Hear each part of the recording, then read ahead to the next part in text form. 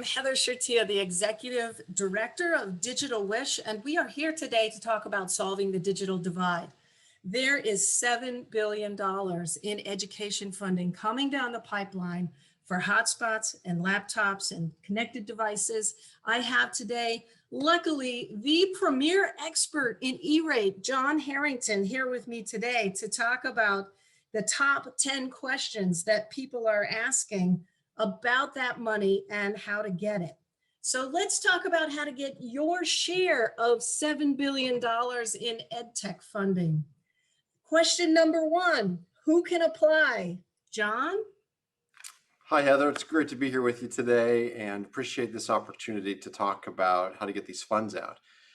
The number one question, as you said, is who can apply these new funds. The Emergency Connectivity Fund, or ECF as we refer to it, is available for all K through 12 schools, both public and private, that currently qualify for E-rate funding support.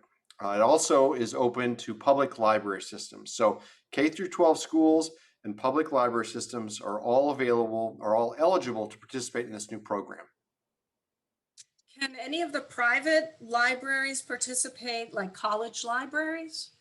No, it is just open to public library systems, municipal, countywide library systems, and the K through 12 public schools. So does not provide any specific support for higher ed or any other types of foundations. There are some other resources out there for those organizations, but the Emergency Connectivity Fund is available just for K through 12 schools, both public and private, as well as the public library systems.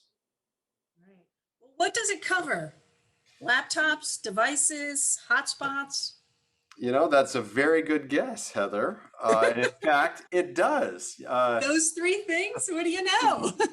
Yeah, so the entire program is about helping to connect K through 12 students, school staff that support those students, and library patrons. And it provides off-campus connections, Wi-Fi hotspots, if you will, and connected learning devices, things like laptops and tablets that are used by those students or those staff or library patrons to connect to the internet. A great litmus test you can use is when a student is at home or somewhere not at school, ask yourself, can they get connected to the internet right now? Do they have a sufficient Wi-Fi signal or a sufficient laptop device to be able to get online and participate in remote learning activities, educational activities online? And if the answer is no, they can't, then there's a good chance that that student will qualify for support through this ECF fund for schools and libraries. Where are those funding thresholds? Does it cover the full purchase price, or are there thresholds where it ends?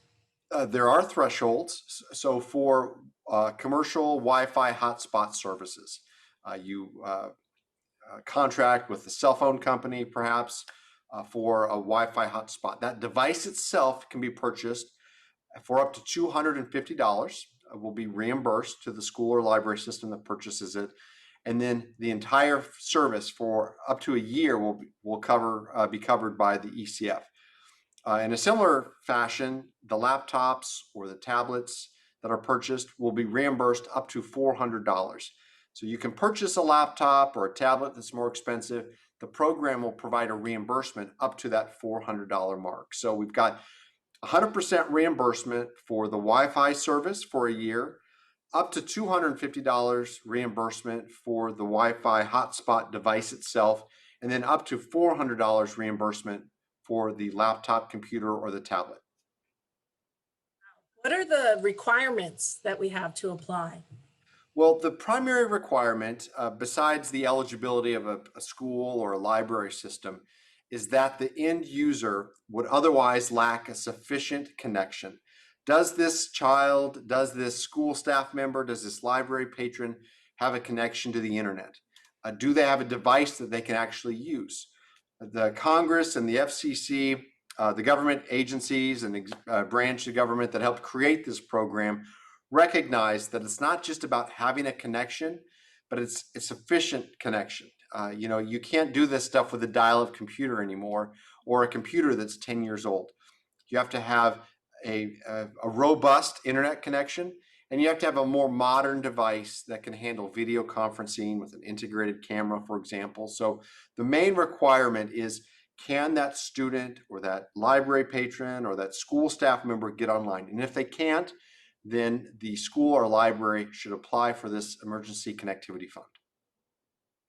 So what if we return to 100% in-class instruction? Can we still apply? Because you talked about it being for at home.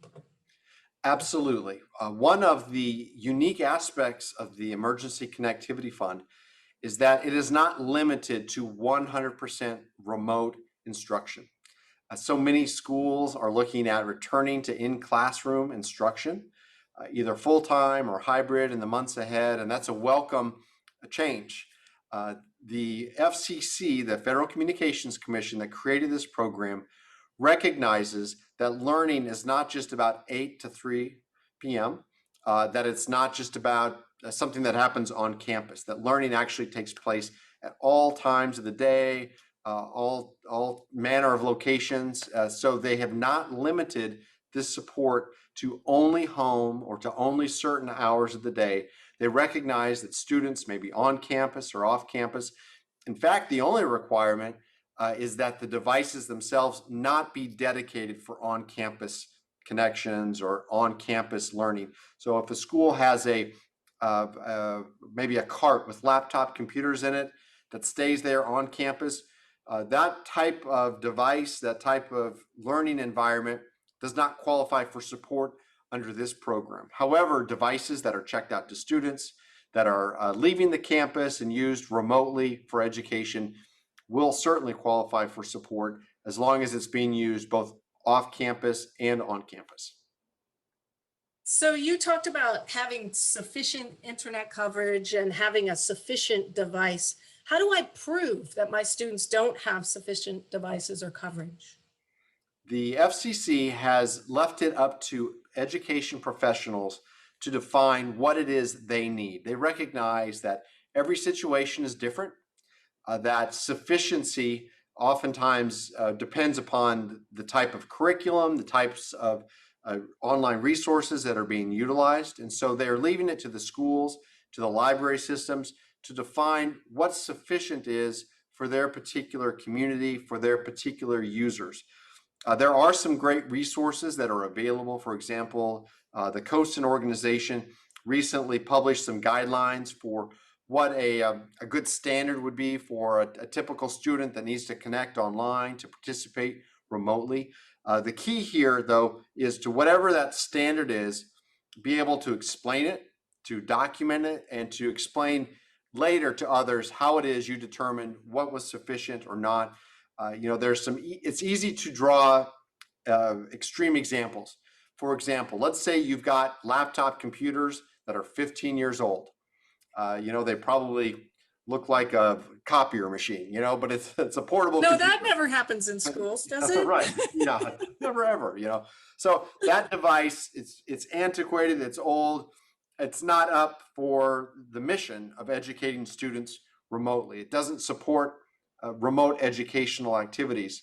In that case, the school is looking at replacing those devices because they don't work when they're off campus. That's completely appropriate. So really, it's about determining what it is your students need and then documenting that need and then being able to support the fact that these particular students either lacked devices or they lacked the connectivity necessary in order to engage in remote learning activities. And by the way, schools in particular have been doing this for the past year, more than a year now. They have a good sense of who has connectivity, who doesn't, who has devices, who doesn't. And so really it's just about filling in the blanks and making sure that those students that are on the wrong side of the digital divide do now have that opportunity to connect and to engage. When does the filing window open? I would imagine there's a certain period of time where you can apply for this. And when's that window and how long does it stay open? The specific dates have not yet been set, but we anticipate the filing window will open by July 1st and close by the middle of August. It's a 45-day application period. And again, it's going to open sometime either in the end of June or perhaps the very beginning of July. And from that, applicants will have about a 6-week period in order to get their applications in. So it's very important that they're aware of the calendar and preparing right now to submit their application, because it will be due by the middle of August, most likely. That's the time when summer school is happening. A lot of teachers are away on vacation. So if I was to go on vacation, what should I do to prepare in advance in order to apply? In order to prepare to apply, it's important that applicants take inventory of what the needs are in their community. That's the number one question that this whole program is answering. Who in your community is not connected? Who amongst your students, school staff, or library patrons lack the connections, lack the devices? So that is really where you need to start. To the extent that you already have that information, fantastic. You may need to refresh it. There are several other programs that have become available to community members. For example, the Emergency Broadband Benefit Program, EBB. That is another program that's available that allows consumers to seek a discounted internet access. So you want to make sure that you have a clear picture of who in your community may have availed themselves of that opportunity, or who is still lacking an internet connection, or who still needs a device. Once you have that information, then the key is to sort of map out a plan. This application period is for the period July 1st, 2021 through June 30th of 2022.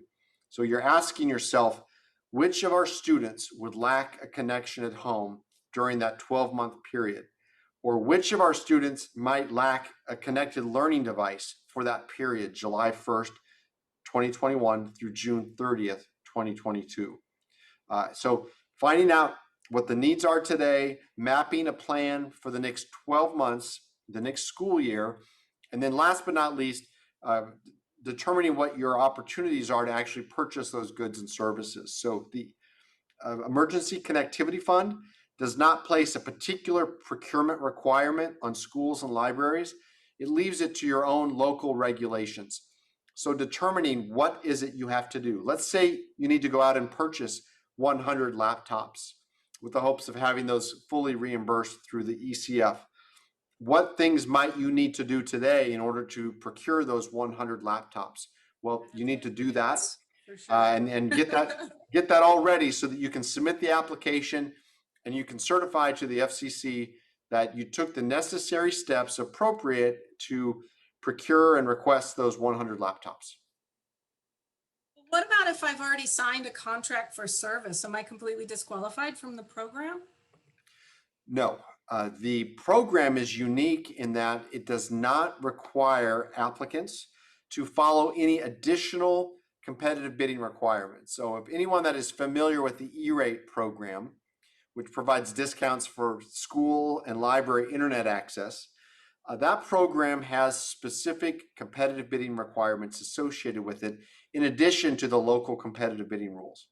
This program sets all of those aside. It is an emergency program, and in order to get the funds out as quickly as possible, they are solely relying on your local procurement rules, your local bidding requirements. With that in mind, they do not stipulate when a particular contract was awarded, when it was negotiated. Many school districts went out to bid last summer for goods and services for this past school year that will also extend into the next school year. In that example, it would be completely appropriate to use that existing contract for goods and services to be delivered during the next school year. So the only real important caveat is that there can't be any duplication of funds. If there were CARES funds or ESSER funds used to pay for goods or services, you cannot seek emergency connectivity funding for those same goods and services. But a contract that was awarded last year and paid for with CARES funds for the last school year could, in theory, now shift and receive funding from the Emergency Connectivity Fund for the next school year. For continuance. So how do I get paid? Can you define reimbursement, especially for some of these situations that you outlined where I activated a contract previously?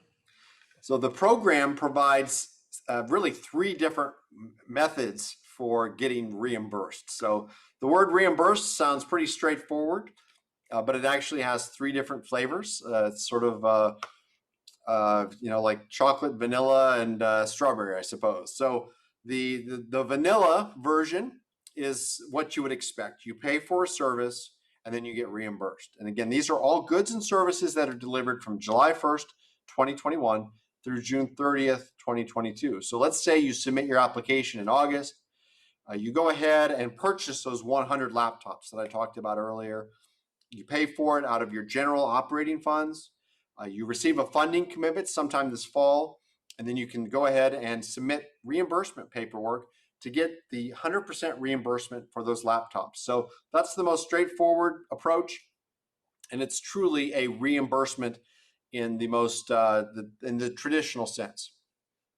Another way to do that would be to go ahead and submit your application and submit a reimbursement paperwork. Once you've got a funding commitment, submit reimbursement funding paperwork, get the reimbursement paperwork funded, and then actually pay for the service. So you can sort of get pre-reimbursed, seeking reimbursement once you have a funding commitment, getting the dollars, and then paying your vendor.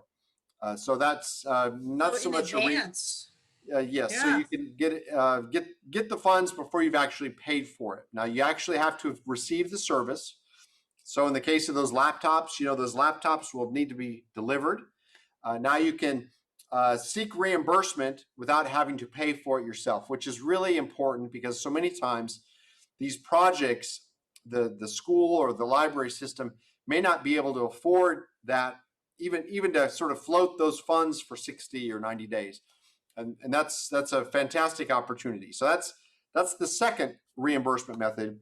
The third reimbursement method takes things a step further and actually allows the vendors, the service providers that are delivering that internet access or providing those laptop computers, allows that vendor to go ahead and directly invoice the federal government. So you can get reimbursed by them submitting the invoice on your behalf to the federal government. So there's three options. The traditional, I paid for it, now I seek reimbursement. A second option, which is I've gotten the service delivered, but I haven't paid for it yet. Can I go ahead and get reimbursed? In which case you have to pay the actual reimbursement to the vendor or the payment to the vendor within 30 days of getting paid, or letting the vendor just submit the reimbursement request themselves. And there's sort of pros and cons to each approach. And that's a good example of where using professional help can be handy.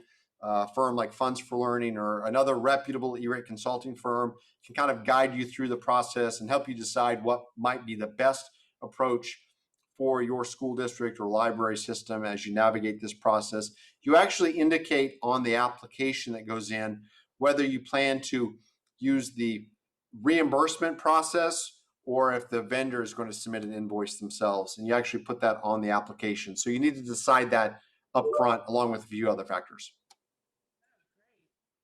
I've never heard about that with other grants. They're almost always typically reimbursement after the fact. So that's a whole new flexibility for schools that don't have advanced funding.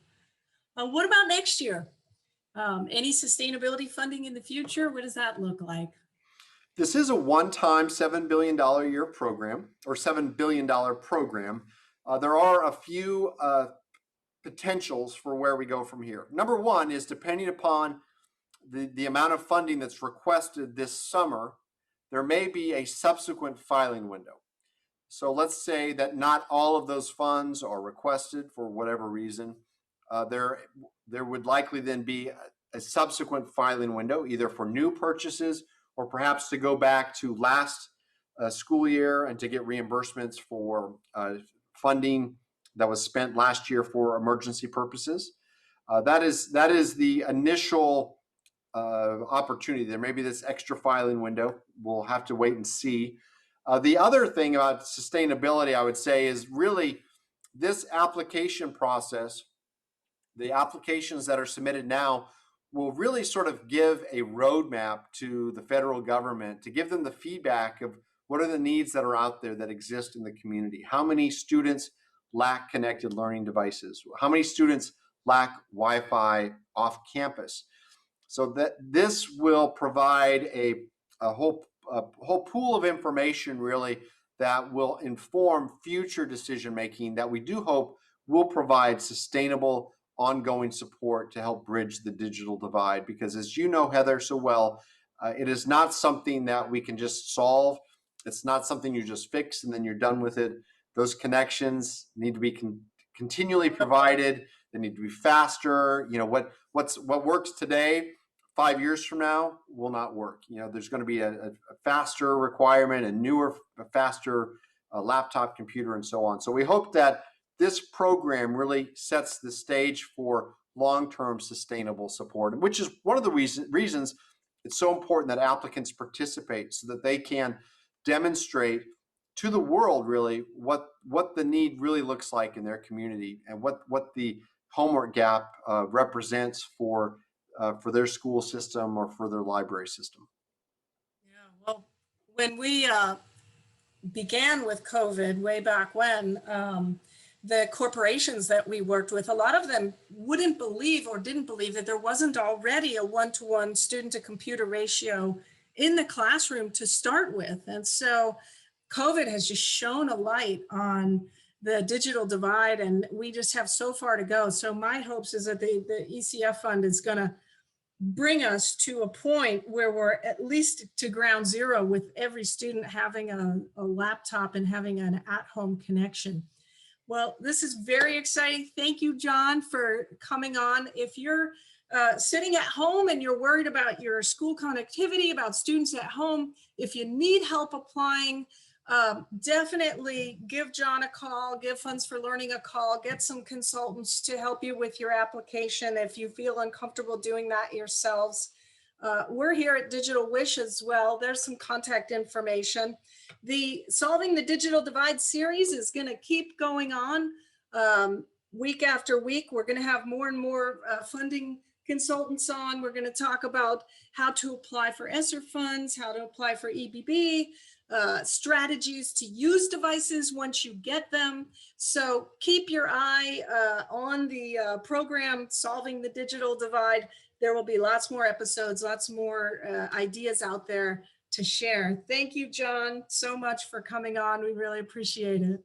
Thank you, Heather, and just thank you to Digital Wish for the work that you're doing. I really think it's organizations and movements like this that really are going to make the difference in community. So thank you, and it's a joy to be a part of this. Great. Well, everybody go out there, solve the digital divide, take a step to our future. Thank you.